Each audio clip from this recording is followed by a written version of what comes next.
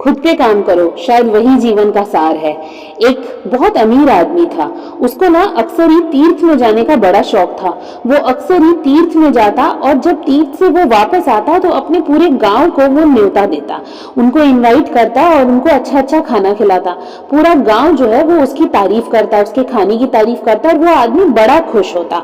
उस आदमी को ऐसा लगता कि जैसे उसने पूरी दुनिया पाली हो। अब अगली बार का फिर वही होता, वो फिर तीर्थ में जाता, वापस आकर वो अपनी तीर्थ की बखान करता और दूसरों को खाना खिलाता। दूसरे भी बड़े खुश कि ये जो अमीर आदमी है ये अक्सर हमें भोज पे बुलाता है और खाना खिलाता है।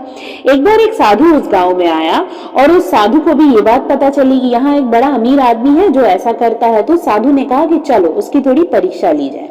अब वो साधु जो है वो उस अमीर आदमी के यहाँ भोज पे गया और वहां खाना खाने लगा।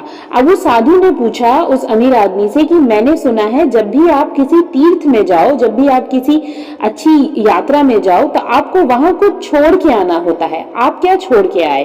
तो उस अमीर आदमी ने जवाब दिया कि अरे साधु महाराज, आपको नहीं पता, मैंने वहां जाके बहुत कुछ छोड़ा। अपना अहंकार छोड़ा, अपना घमंड छोड़ दिया, अपना गुस्सा त्याग दिया। ये सारी चीजें उसने बताई साधु महाराज को। साधु महाराज बोले अच्छा। उसके बाद साधु महाराज खाना खाने लगे और थोड़ी देर बाद अचानक से साधु महाराज चिल्ला उठे, बोले अरे इतना बेकार खाना, ये खाना तो पूरा कड़वा लग रहा है मुझे। इतना घटिया खाना खिलाकर तुम अपने तीर्थ का बखान कर रहे हो, तुम्हारी हिम्मत कैसे हुई?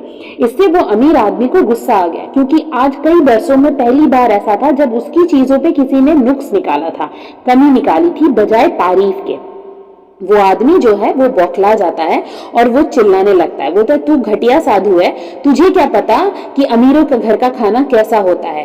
तुझे पता है मैं कितनी जगह तीर्थ कर कर आया हूँ और उसके बाद मैंने अपने उस पैसों से यहाँ पे खाना बनवाया है, अच्छी अच्छी चीजें मिलाकर, तुझे ये खाना कड़वा लग रहा है। इसके बाद वो साधु महाराज हंसने लगे। उस साधु महाराज ने उस अमीर आदमी से पूछा कि आपने अभी तो कहा कि आपने अपना घमंड, गुस्सा, ये सारी चीजें वहां त्याग दी हैं, तो आप तो इतने छोटे से एक मौके को नहीं झेल पाए, तो आप जीवन की कठिनाइयों को कैसे झेलोगे? तब वो जो अमीर आदमी था वो चुप हो जाता है और उसके पास कोई जवाब नहीं होता। बात यहाँ इतनी सी है कि ये जरूरी नहीं कि आपके पास कितना पैसा है, ये भी जरूरी नहीं कि आप कितनी जगह, कितनी अच्छी अच्छी तीर्थ में जा रहे हो, कितने अच्छे अच्छे दर्शन कर रहे हो जीवन में। आपके पास पैसा है तो आप जरूर जा सकते हो। वो लोग नहीं जा सकते जिनके पास पैसा नहीं होता, जो गरीब होते हैं।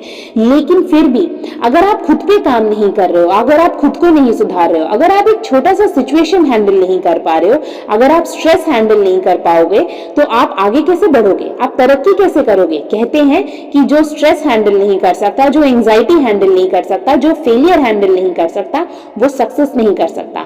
सिर्फ पैसा हो जाना ही सक्सेसफुल लाइफ की निशानी नहीं होती है।